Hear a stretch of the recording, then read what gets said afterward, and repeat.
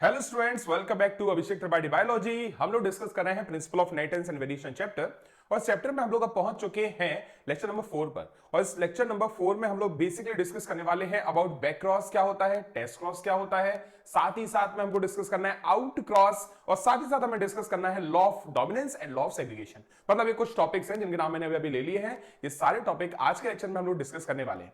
शुरुआत कहां से किया जाएगा? बैक क्रॉस से। क्या होता है बैक क्रॉस? याद रखिएगा, it is a cross between F1 generation with either of the parent.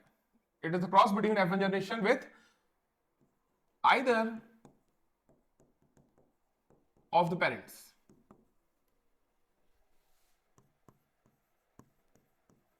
तो आपको सिंपली याद रखना है, F1 जनरेशन का अगर हम क्रॉस करते हैं किसी भी पेरेंट के साथ, किसी एक पेरेंट के साथ में, तो इस कंडीशन को हम लोग बोलते हैं आउट क्रॉस। ये सब जो भी हम पढ़ने वाले हैं, बैक क्रॉस, टेस्ट क्रॉस, ये हम डिस्कस करने वाले हैं on the basis of monohybrid cross. पक्का ना? तो ये मोनोहाइब्रिड बैक क्रॉस और मोनोहाइब्रिड टेस्ट क्रॉस हमें डिस्कस करना है। तो बैक क्रॉस पहली बात तो होता क्या है, इसमें हम F1 इंडिविजुअल जो है, फर्स्ट जनरेशन का जो इंडिविजुअल मिलने वाला है, उस इंडिविजुअल को की मेटिंग या फिर क्या करने वाले हैं, उसका क्रॉस करने वाले हैं with any of the parent, either of the parent। पक्का ना? एग्जांपल के तौर पे यहां पे नोटिस करिएगा, अगर मान के चलिए मेरे पास में एक पेरेंट है होमोजाइगस टॉल, मतलब कैपिटल टी। पक्का? कैसा है ये? Homozygous tall. और दूसरा पेरेंट मेरे पास में प्रेजेंट है स्मॉल टी मतलब कौन? तो ये है होमोजाइगस ड्वार्फ। तो एक है होमोजाइगस टॉल और एक है होमोजाइगस ड्वार्फ पेरेंट। इन दोनों को अगर आप नोटिस करें तो मैंने प्योर लाइंस बोल सकता हूं, क्योंकि मेंडल ने सिलेक्ट किए थे प्योर लाइंस, मतलब होमोजाइगस इंडिविजुअल्स या ट्रू ब्रीडिंग इंडिविजुअल्स। तीनों का मतलब एक ही है। अब जो यहां पे पहला पेरेंट हमने चूज किया है वो कैसा है? होमोजाइगस डोमिनेंट पेरेंट है। ये जो टॉल पेरेंट है, इसके अगर हम गैमेट बनाने जाएंगे तो इससे हमें मिलेगा एक टाइप का gamete which is capital T, और यहां से भी मिलेगा एक ही टाइप का gamete which is small T. और जब ये दोनों का क्रॉस किया जाता है तो हमें मिलता है कैपिटल टी स्मॉल टी। ये जो इंडिविजुअल हमें मिले हैं ये हेट्रोजाइगस टॉल है। कैसे हैं? हेट्रोजाइगस टॉल है। ये जो हेट्रोजाइगस टॉल इंडिविजुअल आपको देखने को मिल रहा है, इसको हम लोग बोलते हैं F1 जनरेशन। कौन सी जनरेशन बोलते हैं? तो इसको हम लोग बोलते हैं F1 generation, filial first generation बोलते हैं। अब नोटिस करो, बैक क्रॉस की डेफिनेशन क्या बोलती है? It is a cross between F1 generation with either of the parent. तो F1 जनरेशन कौन हुआ? ये रहा। इसका हमें क्रॉस करना है with either of the parent. या तो इसका क्रॉस कर दो विद कैपिटल टी, या फिर इसका क्रॉस कर दो स्मॉल टी से। और ये जो क्रॉस होंगे इन्हें हम लोग बोलेंगे बैक क्रॉस। पक्का ना? नोटिस करो, हमने नई जनरेशन बनाई है और नई जनरेशन की मीटिंग कर रहे हैं विद ओल्डर जनरेशन, तो इसको क्या बोला जाएगा? ऑब्वियसली बैक क्रॉस बोला जाएगा, क्योंकि जनरेशन पीछे जा रही है। देखिए एक बार नोटिस करिए, F1 इंडिविजुअल का क्रॉस किया अगर हमने डोमिनेंट पेरेंट के साथ, F1 इंडिविजुअल का क्रॉस विद डोमिनेंट पेरेंट, इसको हम लोग बोलते हैं आउट क्रॉस। मैं लिख देता हूं यहां पे F1 into dominant parent, F1 individual का cross with dominant parent is called as out cross. पक्का? जो यहां पे देखने को मिल रहा है। एक और चीज देखिए, अगर हम F1 इंडिविजुअल का क्रॉस करते हैं विथ रेसेसिव पेरेंट, तो इस चीज को हम लोग बोलते हैं टेस्ट क्रॉस। जो हमें पढ़ना है टेस्ट क्रॉस। क्या होता है test cross? It is cross between F1 generation and recessive parent.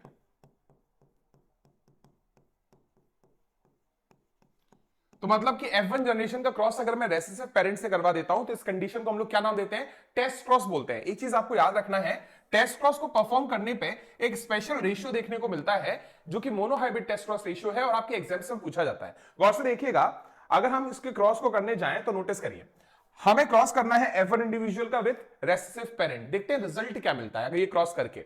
हमारे पास है एक तो कैपिटल टी स्मॉल टी, ये कौन है? F1 जनरेशन है, F1 है ये। पक्का? इसका क्रॉस करना था विथ रेसेसिव पेरेंट, मतलब स्मॉल टी। मैं लिख देता हूं कौन है ये? रेसेसिव पेरेंट है। तो F1 का क्रॉस कर दिया with recessive parent. F1 individual जो है, इसके पास में अगर गैमेट फॉर्मेशन की बात करूं तो दो टाइप के गैमेट बनते हैं। एक गैमेट बनेगा कैपिटल टी और एक बनेगा स्मॉल टी। पक्का? और अगर हम इस इंडिविजुअल को रेसेसिव पेरेंट के अगर गैमेट बनाने जाएंगे तो ऑब्वियसली यहां एक ही टाइप का गैमेट बनेगा, स्मॉल टी। ठीक, अब क्या होगा, अब हमें इस F1 का क्रॉस करवाना है विद रेसेसिव पेरेंट। कैसे होगा ये क्रॉस, नोटिस करिए, F1 का क्रॉस रेसेसिव पेरेंट से करवाने जाएंगे तो ऐसा होगा, या तो कैपिटल टी और स्मॉल टी वाला रिएक्ट कर जाएंगे, मतलब कि फ्यूज कर जाएंगे और बनाएंगे capital T small T combination, या फिर ये स्मॉल टी गैमेट और ये वाला स्मॉल टी गैमेट फ्यूज कर जाएंगे और बनाएंगे होमोजाइगस रेसेसिव पेरेंट। नोटिस करिए, ये इंडिविजुअल है टॉल, कैसा, हेटेरोजाइगस टॉल, और ये इंडिविजुअल कैसा है, ड्वार्फ, कैसा, होमोजाइगस ड्वार्फ। मैं एक बार लिख देता हूं दोनों इंडिविजुअल्स के बारे में। पहला इंडिविजुअल, ये वाला इंडिविजुअल कैसा है, दिस इज हेटेरोजाइगस टॉल, और ये इंडिविजुअल कैसा है, तो ये है होमोजाइगस ड्वार्फ। नोटिस करिए, आप लोगों ने दो रेशियो सुने, phenotypic and genotypic ratio. Phenotypic ratio की बात करते हैं। अगर फिनोटाइपिक रेशियो की मैं बात करूं तो आप नोटिस करिए, रेशियो होगा टॉल और ड्वार्फ का, क्योंकि फिनोटाइप देखने वाली चीज है ना, तो टॉल और ड्वार्फ क्या है, फिनोटाइप्स है। इनका रेशियो देखो, ये है टॉल 1 और ड्वार्फ है 1, मतलब रेशियो आया 1:1। अब जीनोटाइपिक रेशियो की बात कर लो,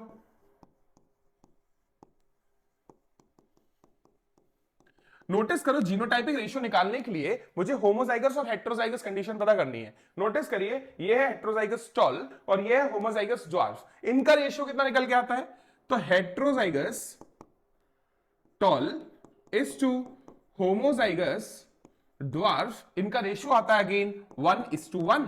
तो नोटिस करिए, चाहे हम जीनोटाइपिक रेशियो की बात करें चाहे फिनोटाइपिक रेशियो की बात करें, दोनों रेशियोज होंगे 1:1 in case of test cross. तो टेस्ट क्रॉस जो होता है, इसमें हमेशा F1 इंडिविजुअल का क्रॉस किया जाएगा, F1 जनरेशन का क्रॉस किया जाएगा, जो कि कैसी होगी, हेटेरोजाइगस होगी, और इस जनरेशन का क्रॉस किया जाएगा विद रेसेसिव पेरेंट। पक्का, तो कभी भी किसी क्वेश्चन में ऐसा लिख के आया F1 इंडिविजुअल, या फिर ऐसा लिख के आया हेटेरोजाइगस इंडिविजुअल, जैसे कि capital A small A is crossed with a homozygous recessive individual, ऐसा कभी लिख के आ गया, इसका मतलब क्या है, होमोजाइगस रेसेसिव कौन होगा, ये होगा। अगर आपको ऐसी कंडीशन कभी पूछी गई है क्वेश्चन में, तो उसको सॉल्व करके रिजल्ट नहीं निकालने हैं, आपको समझ जाना है कि ये टेस्ट क्रॉस है। कभी भी हेटेरोजाइगस और होमोजाइगस रेसेसिव का क्रॉस होगा, हमेशा आपको क्या रेशियोज मिलेंगे, फिनोटाइपिक रेशियो भी होगा 1:1 और जीनोटाइपिक रेशियो भी होगा 1:1, ये फिक्स है। तो इसमें ज्यादा दिमाग लगा के परेशान होने की जरूरत नहीं है, इन क्वेश्चन को सॉल्व ही नहीं करना। कभी भी ऐसा हुआ कि हेटेरोजाइगस का क्रॉस किया विद होमोजाइगस रेसेसिव, तो मतलब क्या है, रेशियो विल बी 1:1। एक और चीज नोटिस करो, यहां पे अगर एक कैरेक्टर की जगह दो कैरेक्टर ले लिए जाते, तो जैसे कि कैपिटल बी स्मॉल बी ले लिया जाता, तो अगर ऐसे इंडिविजुअल का क्रॉस करवाया जाए इस रेसेसिव इंडिविजुअल से, तो हेटेरोजाइगस और होमोजाइगस के क्रॉस का रेशियो अभी फिर से कितना आने वाला है, 1:1:1:1 आएगा। पक्का ना, तो रेशियो हमेशा 1 के फॉर्म में मिलेगा, ये आपको याद रखना पड़ेगा। चाहे मोनोहाइब्रिड क्रॉस पूछे, चाहे एक कैरेक्टर ले, या डायहाइब्रिड क्रॉस पूछे, दो कैरेक्टर ले, हर केस में अगर हेटेरोजाइगस का क्रॉस होमोजाइगस रेसेसिव से होगा, रेशियो 1 में ही आने वाला है। पक्का ना, ये आपको याद रखना है। अब देखो, नोटिस करो, बैक क्रॉस था, cross between F1 generation with either of the parent, मतलब कि इन दोनों को मिला के हम लोग क्या बोलते हैं, दोनों को मिला के हम लोग बोलते हैं बैक क्रॉस। तो बैक क्रॉस में टोटल कितने पार्ट आ गए, नोटिस कर लो, इसमें दो पार्ट आ गए, एक आ गया टेस्ट क्रॉस और दूसरा आ गया आउट क्रॉस। तो भैया टेस्ट क्रॉस और आउट क्रॉस को मिला के बनता है क्या, बैक क्रॉस। नोटिस करिए, टेस्ट क्रॉस की रिक्वायरमेंट क्या है, क्यों हमें जरूरी है टेस्ट क्रॉस। नोटिस करो, मैं लिख देता हूं, टेस्ट क्रॉस हेल्प्स इन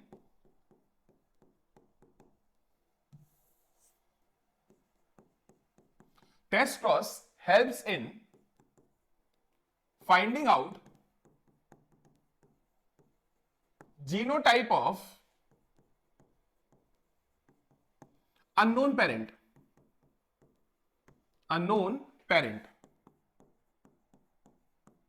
कभी भी किसी अननोन पेरेंट का जीनोटाइप निकालना है तो उसके लिए हम लोग टेस्ट क्रॉस परफॉर्म करते हैं। नोटिस करिए, यहां पे आपको ये स्ट्रक्चर दिख रहा है, एनसीईआरटी का दिया हुआ स्ट्रक्चर है। मान के चलिए मेरे पास में एक अननोन पेरेंट प्रेजेंट है, देखो क्वेश्चन मार्क लगा हुआ है। अननोन पेरेंट से मेरा मतलब है ये ऐसा पेरेंट है जिसका जीनोटाइप मुझे नहीं पता। तो इस अननोन पेरेंट की अगर मैं बात करूं, मैं लिख लेता हूं, कौन कैसा पेरेंट, अननोन। मेरे पास अगर एक अननोन पेरेंट है तो अननोन पेरेंट का जीनोटाइप मेरे को फाइंड आउट करना है। नोटिस करो, इसका कलर कैसा है, कलर इसका है वायलेट। वायलेट कलर का मतलब क्या होता है, एक डोमिनेंट कैरेक्टर है, और डोमिनेंट कैरेक्टर होने की वजह से इसके पास में वायलेट और व्हाइट दो ऑप्शन थे, तो इसके पास में जीनोटाइप या तो हो सकता है कैपिटल डब्ल्यू, या इसके पास हो सकता है genotype capital W small W. पक्का? क्यों? कोई भी इंडिविजुअल जो हम देख रहे हैं, जैसे कि ये फ्लावर दिख रहे हैं, फ्लावर में डोमिनेंट कैरेक्टर दिख रहा है। अब डोमिनेंट कैरेक्टर या तो होमोजाइगस कंडीशन में एक्सप्रेस होता है या हेटेरोजाइगस कंडीशन में। तो चाहे आप दो कैपिटल डब्ल्यू ले लो या एक कैपिटल एक स्मॉल ले लो, दोनों कंडीशन में आपको डोमिनेंट कैरेक्टर देखने को मिलने वाला है, क्योंकि हमें पता है जो अननोन पेरेंट है वो एक फ्लावर है, और फ्लावर का कलर क्या है, वायलेट कलर है। पक्का ना? और वायलेट इज डोमिनेंट, इसलिए हमको यहां पे कैपिटल डब्ल्यू स्मॉल डब्ल्यू लेना पड़े या फिर कैपिटल डब्ल्यू लेना पड़ेगा। अब इन दोनों में से कौन सा जीनोटाइप है इस पेरेंट का, ये तो हमें पता ही नहीं है, इसलिए तो हमने लिखा है क्या, अननोन पेरेंट है। अब मुझे अगर पता करना है कि ये अननोन पेरेंट का जीनोटाइप ए है कि बी है, तो मैं परफॉर्म करूंगा टेस्ट क्रॉस, और टेस्ट क्रॉस परफॉर्म करने के लिए मैं रेसेसिव पेरेंट से क्रॉस करा दूंगा इन दोनों का। नोटिस करो, अगर मैं इसका क्रॉस करवाता हूं विथ रेसेसिव पेरेंट तो क्या होगा, देखिए, capital W crossed with recessive parent, recessive parent मतलब कौन, स्मॉल डब्ल्यू, क्या रिजल्ट मिलेगा, चेक कर लेते हैं। यहां से मिलेगा मुझे कैपिटल डब्ल्यू, यहां से मिलेगा मिलेगा कैपिटल डब्ल्यू, और यहां से मिलेगा स्मॉल डब्ल्यू।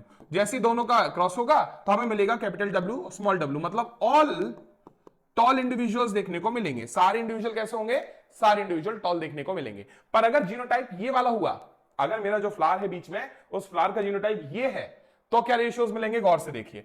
मैं इसको टेस्ट क्रॉस परफॉर्म करके देखता हूं, कैपिटल डब्ल्यू का क्रॉस कर देता हूं, कैपिटल डब्ल्यू स्मॉल डब्ल्यू का क्रॉस करके देख लेता हूं विथ रेसेसिव पेरेंट, जो कि टेस्ट क्रॉस में किया जाता है। रेसेसिव पेरेंट मतलब स्मॉल डब्ल्यू।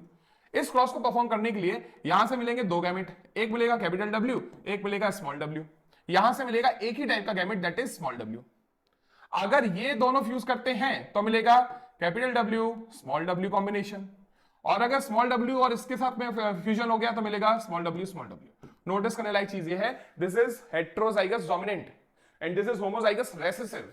तो यहां जीनोटाइपिक रेशियो हो गया 1:1, और इसको नोटिस करो तो इसका कलर है वायलेट और इसका कलर कैसा है, व्हाइट।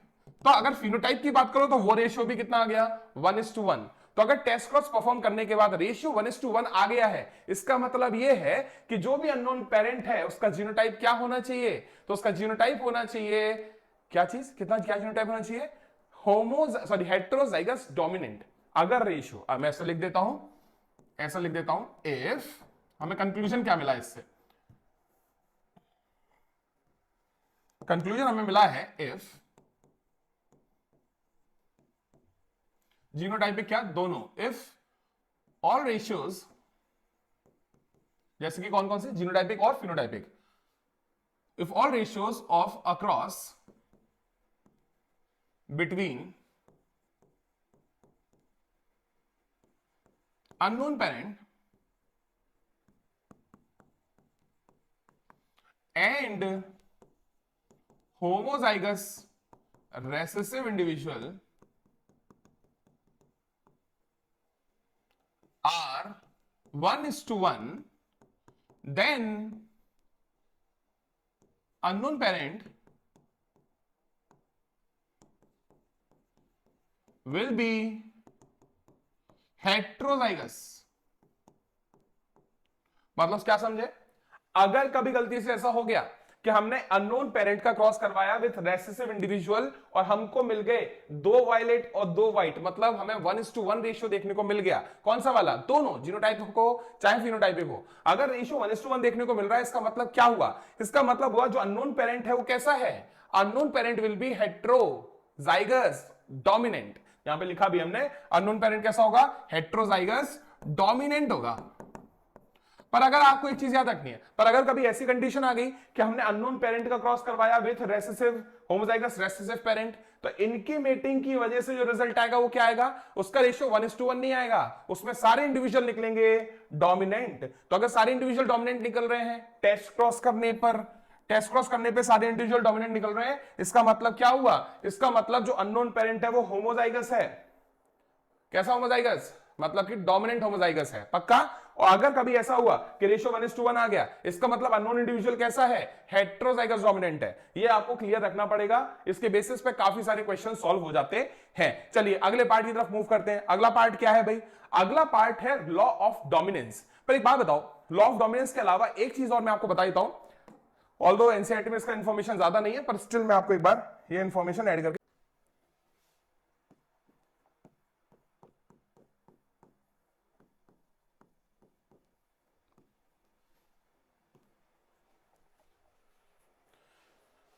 चलिए रेसिप्रोकल क्रॉस क्या है, जरा इसके बारे में हम चर्चा करेंगे। रेसिप्रोकल क्रॉस क्या होता है, इसमें दो साइमल्टेनियस क्रॉस किए जाएंगे, पर सोर्सेज ऑफ गैमेट को किया जाएगा इंटरचेंज। मैं लिख देता हूं, when two simultaneous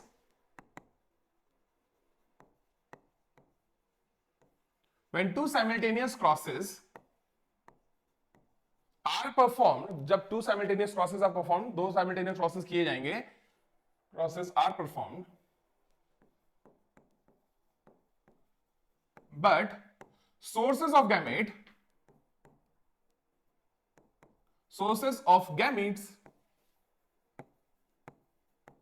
are interchanged।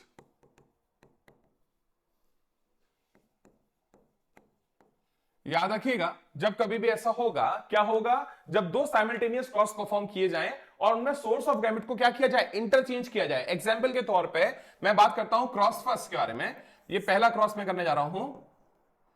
First cross के केस में मैंने ए प्लांट और बी प्लांट, दो प्लांट लिए। मैंने ए प्लांट से कलेक्ट किया है मेल गैमेट और फीमेल प्लांट से, सॉरी बी प्लांट से मैंने कलेक्ट किया है फीमेल गैमेट। ठीक है, अब क्या करना है, ये मेल गैमेट और ये फीमेल गैमेट का हम करवाएंगे क्या, फ्यूजन या फिर क्रॉस, पक्का ना। और फिर हमें मिलेगी F1 जनरेशन, चलेगा। सेकंड केस में क्या करेंगे, साइमल्टेनियस दो क्रॉस करने बोला था हमने, दूसरे क्रॉस में हम क्या करेंगे, ये मैं लिख देता हूं, दिस इज क्रॉस ए, पहला क्रॉस हो गया, ये है क्रॉस बी। यहां क्या किया जाएगा, यहां पे जो ए प्लांट है और जो बी प्लांट है, हम इनके सोर्स ऑफ गैमेट को चेंज कर देंगे, मतलब जो सोर्स ऑफ गैमेट था वो बदल देंगे। किस तरीके से, अब जो ए प्लांट पहले मेल गैमेट ले रहे थे जिससे हम, अब उसी ए प्लांट से हम लोग लेने वाले हैं कौन सा गैमेट, फीमेल गैमेट लेंगे। और साथ ही साथ जो बी प्लांट हमारे पास में प्रेजेंट है, जिससे पहले हमने लिया था फीमेल गैमेट, अब उस बी प्लांट से हम लोग क्या कलेक्ट करेंगे, मेल गैमेट।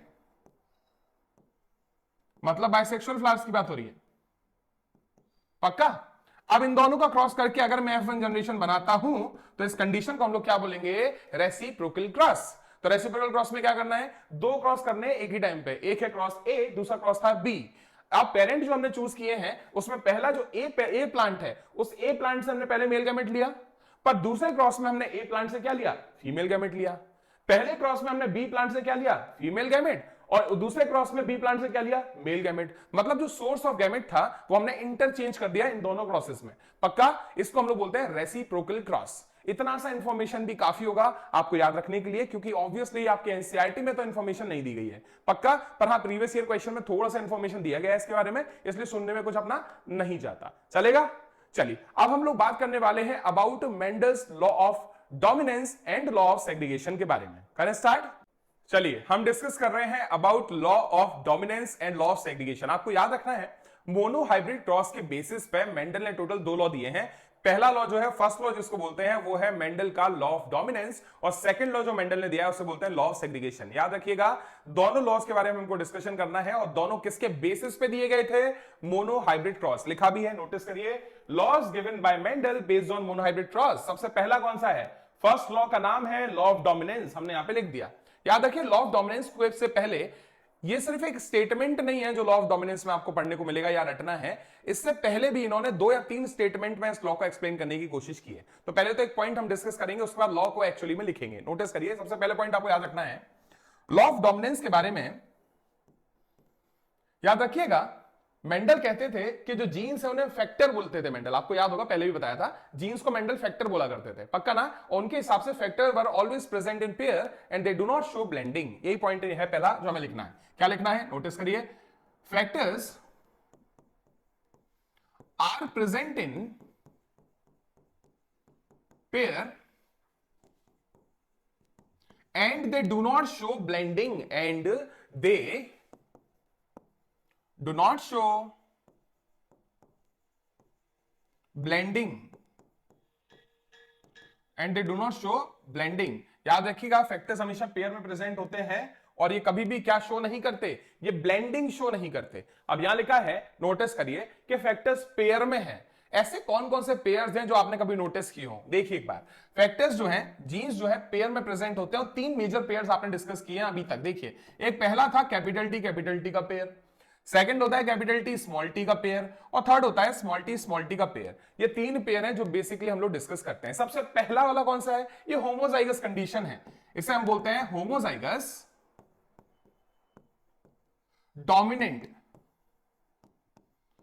पक्का, ये जो पेयर है ये कैसा है, इसमें दोनों एलेल्स डोमिनेंट हैं और साथ में प्रेजेंट है। पर सेकंड कंडीशन को हम लोग बोलते हैं हेट्रोजाइगस डोमिनेंट। हेट्रोजाइगस डोमिनेंट जो है, ये कंडीशन में भी जीन्स पेयर में ही मिल रहे हैं और इस पेयर के हर एक यूनिट को हमने क्या नाम दिया था, पेयर के हर एक यूनिट को हमने नाम दिया था एलिल। तो दो दो एलिल से हर एक जीन का कॉम्बिनेशन मिलता है। पर इस सेकंड कॉम्बिनेशन को अगर देखा जाए तो इसमें एक एलिल होता है डोमिनेंट और एक एलिल होता है रेसेसिव। तो ये भी पेयर के फॉर्म में ही प्रेजेंट है जीन, पर इस पेयर में कैसी पेयरिंग हुई है, हेट्रोजाइगस पेयरिंग हुई है। थर्ड कंडीशन को अगर आप नोटिस करो तो ये भी होमोजाइगस कंडीशन है। कैसी कंडीशन है, होमोजाइगस, पर इसको बोलते हैं homozygous recessive. Homozygous recessive condition में भी फैक्टर्स जो है, जीन्स जो है, वो पेयर में ही प्रेजेंट है। पर ये जो पेयर ऑफ एलिल्स है, ये एलिल का पेयर कैसा है, होमोजाइगस है, पर इस पेयर में आपको रेसेसिव एलिल्स ही देखने को मिल रहे हैं साथ में। पक्का ना। तो एक चीज नोटिस करनी है आपको, यहां पे दो ही लेटर्स हैं जो मेनली आप देख पा रहे हैं, एक लेटर कैपिटल टी है और एक लेटर स्मॉल टी है। याद रखिएगा कैपिटल टी जो है इसको बोलते हैं डोमिनेंट एलिल, इसे क्या बोलते हैं हम लोग, डोमिनेंट एलिल। तो किसी भी फैक्टर का जो डोमिनेंट एलिल होता है वो खुद को एक्सप्रेस करता है, मैं लिख देता हूं, can express itself in both homozygous और हेट्रोजाइगस कंडीशन।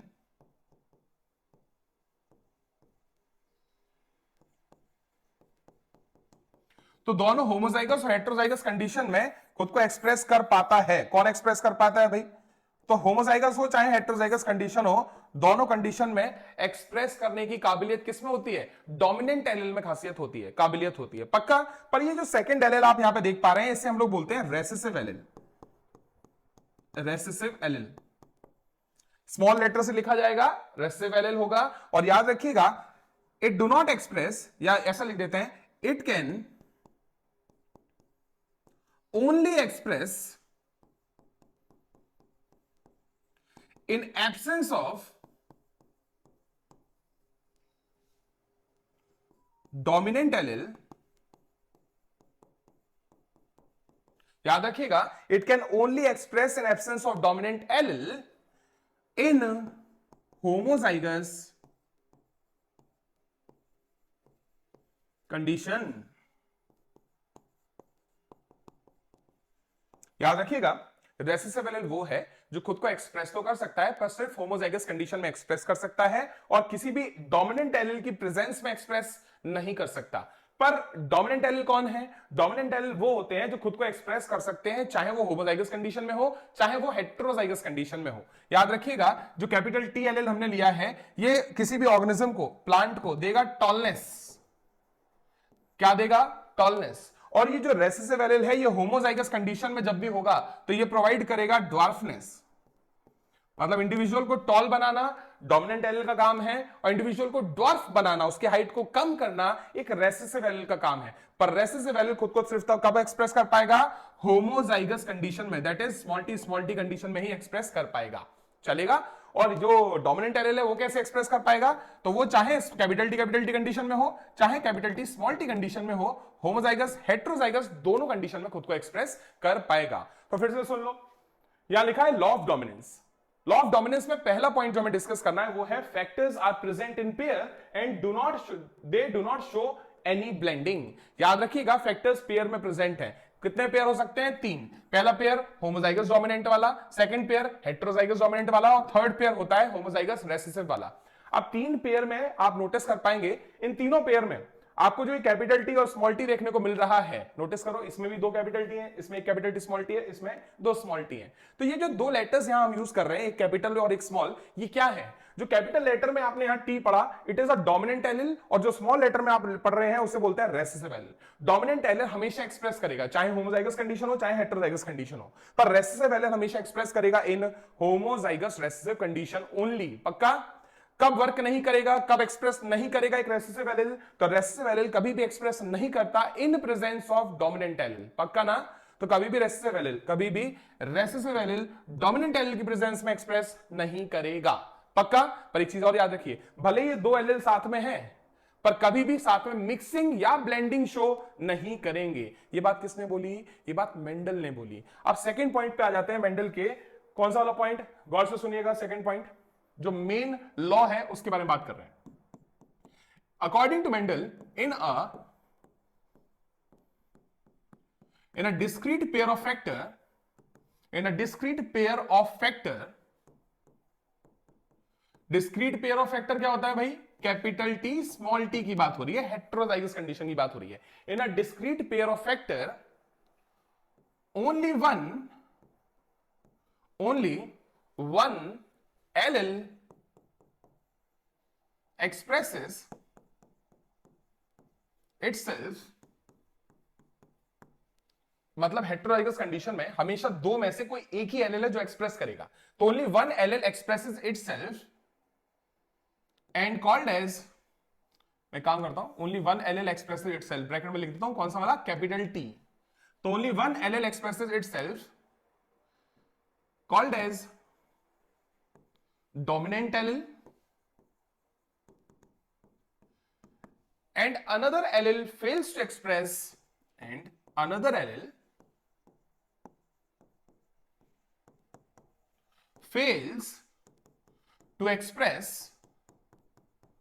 ब्रैकेट में मैं लिख रहा हूं small T allele called as recessive allele. Simple सा फंडा है, अगर हमने कैपिटल टी और स्मॉल टी कंडीशन ले ली, हेटेरोजाइगस कंडीशन ले ली, तो उनमें एक खुद को एक्सप्रेस करेगा और इस एलिल को जो एक्सप्रेस करता है इसे बोलते हैं डोमिनेंट एलिल, और जो एलिल खुद को एक्सप्रेस नहीं करता इसे हम लोग बोलते हैं रेसेसिव एलिल। पक्का? तो डोमिनेंट एलिल खुद को एक्सप्रेस करेगा और रेसेसिव एलिल खुद को एक्सप्रेस नहीं करेगा। पक्का ना? इतना सा फंडा आपको याद रखना है। फिर से सुन लो, in a discrete pair of factor, मतलब क्या होता है? डिस्क्रीट पेयर ऑफ फैक्टर का मतलब होता है हेटेरोजाइगस कंडीशन में हमेशा एक एलिल एक्सप्रेस करेगा, उसे डोमिनेंट एलिल बोलोगे, और एक एलिल एक्सप्रेस नहीं कर पाएगा, उसे रेसेसिव एलिल बोलोगे। इसे बोलते हैं लॉ ऑफ डोमिनेंस। और F1 जनरेशन में कौन सा वाला कैरेक्टर देखने को मिलेगा? जो भी कैरेक्टर या जो भी ट्रेट डोमिनेंट एलिल एक्सप्रेस करना चाहेगा वो ट्रेट आपको F1 जनरेशन में देखने को मिलेगा। ये तो था हमारा लॉ ऑफ डोमिनेंस। अब आते हैं जरा लॉ ऑफ सेग्रीगेशन पर। क्या होता है लॉ ऑफ सेग्रीगेशन? गौर से देखिए, याद रखिए लॉ ऑफ सेग्रीगेशन जो है इसके बहुत सारे नाम है, पहले तो हमें वही याद रखने। पहली बात तो सेकंड लॉ है, इसको लॉ ऑफ सेग्रीगेशन भी बोलते हैं, इसको यूनिवर्सल लॉ बोलते हैं। यूनिवर्सल लॉ बोला जाता है, हर जगह अप्लाई होता है, मतलब कि कोई भी ऑर्गेनिज्म क्यों ना हो, ह्यूमन हो, कैट हो, बर्ड्स हो, कोई भी ऑर्गेनिज्म क्यों ना हो, प्लांट्स ही क्यों ना हो, लॉ ऑफ सेग्रीगेशन हर किसी पे अप्लाई होता है। साथ ही साथ इसको बोलते हैं law of purity of gamete, law of purity of gametes, law of purity of gametes. तो law of segregation, second law, universal law, law of purity of gametes, ये सारे इसके नाम हैं। गौर से देखिएगा, यूनिवर्सल लॉ या फिर law of purity of gametes का हिसाब क्या है? इसके हिसाब से at the time of gamete formation, at the time of gamete formation, one allele, only one allele out of a pair of allele, only one allele out of a pair of allele enters one gamete, enters one gamete. Simple सा है, क्या बोलना चाह रहे हैं, जब कभी भी गैमेट फॉर्मेशन करना होगा तो क्या होगा। मान लो एक पेरेंट सेल है, क्या है ये, पेरेंट सेल, और पेरेंट सेल बनाना चाहती है गैमेट, क्या बनाना चाहती है, गैमेट। ये रहे दो गैमेट। अब पेरेंट सेल के पास में जो भी यहां पे न्यूक्लियस के अंदर एलिल्स प्रेजेंट होंगे, मान के चलिए पेरेंट सेल के पास, मान के चलिए पेरेंट सेल जो है इसके पास अंदर हमें गैमेट मिल रहा है, गैमेट में हमें मिल रहा है, सॉरी इस पेरेंट सेल के न्यूक्लियस में हमें मिल रहा है हाइट के लिए कैपिटल टी और स्मॉल टी, पक्का। अब जब कभी भी गैमेट फॉर्मेशन होगा तो इस पेरेंट के जितने भी क्रोमोसोम हैं वो दो पार्ट में डिवाइड हो जाएंगे। मतलब इस पेरेंट के पास में अगर क्रोमोसोम नंबर 1 का पेयर मिलता है तो एक क्रोमोसोम नंबर 1 जाएगा एक गैमेट में, दूसरा क्रोमोसोम नंबर 1 जाएगा दूसरे गैमेट में, पक्का। ऐसे ही इसके पास टोटल पेरेंट के पास में 23 पेयर ऑफ क्रोमोसोम है। पेरेंट के पास क्या है, 23 पेयर ऑफ क्रोमोसोम है। इस 23 पेयर ऑफ क्रोमोसोम में से 23 क्रोमोसोम जाएंगे ए गैमेट में और 23 क्रोमोसोम जाएंगे बी गैमेट में। पर याद रखिए जब गैमेट का सेपरेशन होगा, सॉरी हाँ, जब गैमेट का फॉर्मेशन होगा तो क्रोमोसोम सेपरेट हो रहे हैं, और क्रोमोसोम अगर सेपरेट होंगे तो जीन्स भी सेपरेट होंगे, और जीन्स का सेपरेट होने से हमारा मतलब क्या है, एलिल का सेपरेशन। तो जब कभी भी ये पेरेंट जो है, पेरेंट सेल जो है गैमेट बनाने जाएगी तो इसके पास जो भी एलिल प्रेजेंट है वो भी सेपरेट हो जाएंगे, सेग्रीगेट हो जाएंगे। कैसे हो जाएंगे, गौर से देखिए, एक कैपिटल टी जो है वो एक गैमेट में चला जाएगा और स्मॉल टी जो है वो दूसरे गैमेट में चला जाएगा। ऐसा क्यों हुआ, क्योंकि याद रखिएगा हाइट का जो एलिल्स हैं वो क्रोमोसोम पर प्रेजेंट मिलेंगे ऑब्वियसली, तो हाइट के जो एलिल्स हैं वो सेपरेट क्रोमोसोम पे मिलेंगे। मान लो ये क्रोमोसोम नंबर 1, ये भी क्रोमोसोम नंबर 1, यहां पे लिखा है कैपिटल टी, ये हाइट का डोमिनेंट एलिल है, और उसके एग्जैक्ट सामने वाले क्रोमोसोम पे लिखा है स्मॉल टी, ये हाइट का रेसेसिव एलिल है। तो जब क्रोमोसोम सेपरेट होकर अलग अलग गैमेट में जाएंगे तो ये जो एलिल्स है ये भी तो सेपरेट हो जाएंगे।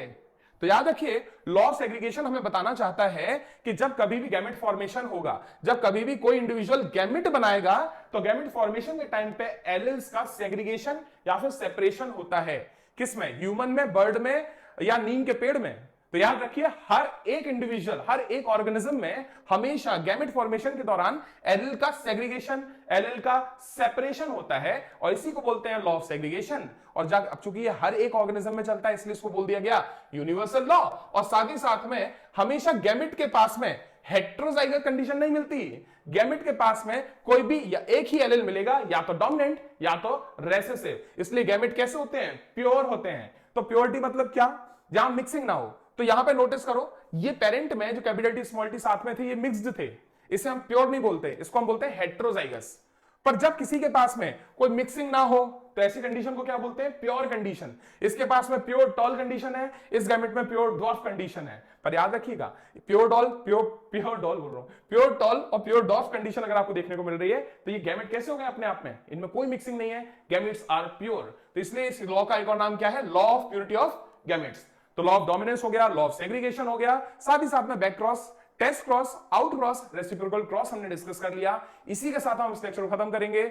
जो भी लेक्चर के नोट्स हैं नीचे डिस्क्रिप्शन में डाल दिए जाएंगे, लिंक है टेलीग्राम की, क्लिक करिए, डाउनलोड कर लीजिए नोट्स को। Thank you so much for joining, bye bye.